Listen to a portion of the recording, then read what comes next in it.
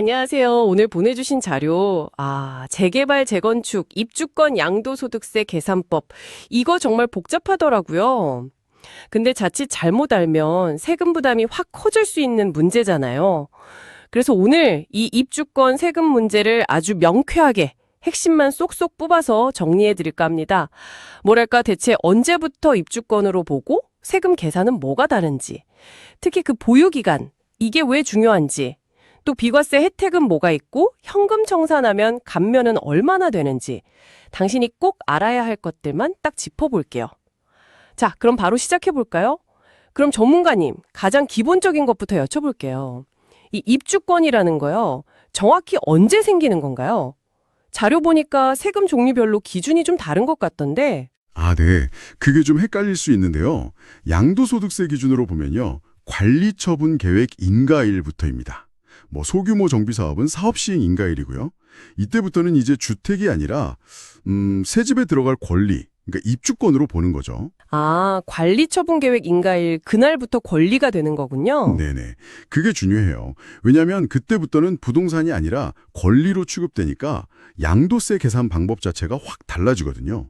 참고로 취득세나 재산세는요, 실제 집이 철거된 날, 멸실일을 기준으로 하니까 세목별로 시점이 다르다는 점, 이것도 좀 유의하셔야 하고요. 그렇군요. 계산 방식이 달라진다. 이게 핵심이네요. 그럼 구체적으로 어떤 점이 가장 크게 달라지는 걸까요? 가장 큰 차이는요, 양도 차익을 두 개로 나눠서 계산해야 한다는 거예요. 관리처분계획 인가 전까지 가지고 있던 기간의 차익은 원래 부동산처럼 계산하고요. 관리처분계획 인가 후부터 팔 때까지 차익은 이제 권리 상태에서 생긴 걸로 보는 거죠. 전과 후로 나눈다? 네. 그래서 그 인가 시점의 평가액, 그걸 권리가액이라고 하는데 거기에다가 나중에 추가로 낸 돈 있죠. 분담금.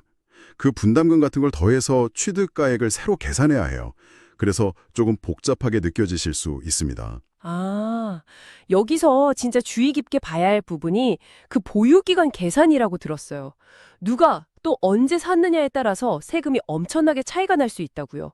이게 진짜 중요한 포인트 같은데요? 네, 맞습니다. 바로 그 점이 함정일 수도 있고 또 가장 중요하다고 할 수 있죠. 이게 원조합원이냐, 승계조합원이냐의 차이인데요. 원조합원, 승계조합원. 네, 관리처분계획 인가 전에, 그러니까 아직 집일 때 산 분이 원조합원이에요.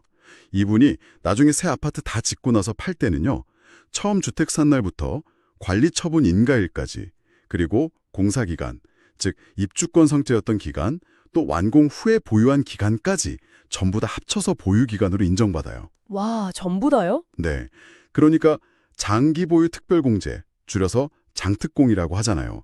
이게 오래 가지고 있을수록 양도세를 크게 깎아주는 건데 원조합원은 이 혜택을 최대로 누릴 수 있는 거죠. 잠깐만요. 그럼 관리처분계획 인가일 딱 하루 지나서 입주권을 샀다면요? 그 전에 원래 주인이 몇 년을 갖고 있었던 그 기간은 하나도 인정 못 받고 세금 혜택도 확 줄어든다는 건가요? 이게 바로 승계조합원인 거고요. 정확합니다. 네네. 그게 바로 승계조합원의 가장 큰 불리한 점이에요. 입주권 상태로 보유한 기간은 양도세 계산할 때 보유기간으로 안 쳐줘요. 오직 새 아파트 완공 후에 실제로 살거나 보유한 기간만 인정됩니다. 이야. 그래서 만약에 완공되고 1년도 안 돼서 바로 팔았다. 그러면 장특공 혜택 거의 못 받고요. 심지어는 단기 양도세를 유라고 해서 높은 세율을 적용받을 수도 있어요. 그러니까 가격만 보고 덥석 샀다가는 세금이 왜 이렇게 많이 나왔지? 하고 놀랄 수 있는 거죠. 정말 큰 차이입니다. 와, 이건 정말 모르고 덤비면 큰일 나겠네요. 이렇게 보유기간도 불리한데 혹시 일반 주택처럼 기과세 혜택 같은 건 좀 받을 수 있나요? 입주권은요? 입주권은 원칙적으로는 주택이 아니라고 했잖아요. 그래서 적용되는 비과세 특례가 훨씬 제한적이에요. 대표적인 게 이제 일시적 이주택 특례나 동거봉양 특례 정도인데 이것도 일반 주택이랑 조건이 조금 달라요. 일시적 이주택 특례요? 입주권을 나중에 샀을 때 원래 갖고 있던 집을 팔아야 하는 기한이 좀 더 여유가 있다는 점은 눈에 띄네요, 자료 보니까. 네, 맞습니다. 입주권 사고 나서 3년 안에 기존 주택 팔거나 아니면 새 아파트 완공되고 3년 안에 이사 가서 1년 이상 살거나 이런 요건을 맞추면 비과세가 가능해요. 그리고 또 대치주택 특례라는 것도 있는데요. 이건 재개발 때문에 임시로 살 집, 그러니까 대체주택을 샀다가 팔 때 비과세 받는 건데 임시 거주용 주택. 네, 이것도 그 대체주택에서 1년 이상 살아야 하고 또 새 아파트 완공되고 일정 기간 안에 이사해야 하고 요건들이 좀 있어서 생각보로 챙기기가 까다로울 수 있어요. 공사 지연 같은 변수도 있고요. 그렇군요. 요건이 까다롭네요. 그럼 만약에 아예 입주권을 안 받고 현금으로 보상받는 경우 있잖아요. 현금 청산. 이때는 세금이 어떻게 되나요? 현금 청산이요.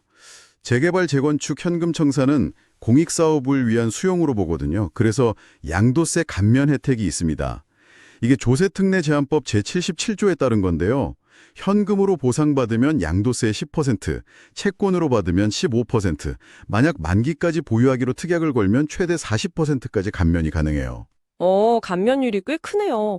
혹시 감면 한도 같은 것도 있겠죠? 네, 당연히 있죠.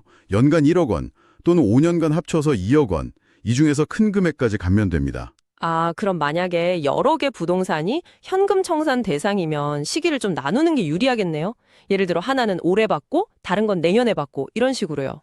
네, 그렇죠. 한도를 넘지 않게 조절하면 절세에 도움이 될 수 있습니다. 자, 오늘 이야기 쭉 들어봤는데요. 정리해보면 입주권 양도세는 관리처분 인가일, 이 날짜를 기준으로 계산 방식, 특히 보유기간 인정 여부가 완전히 달라진다. 이게 가장 중요하네요.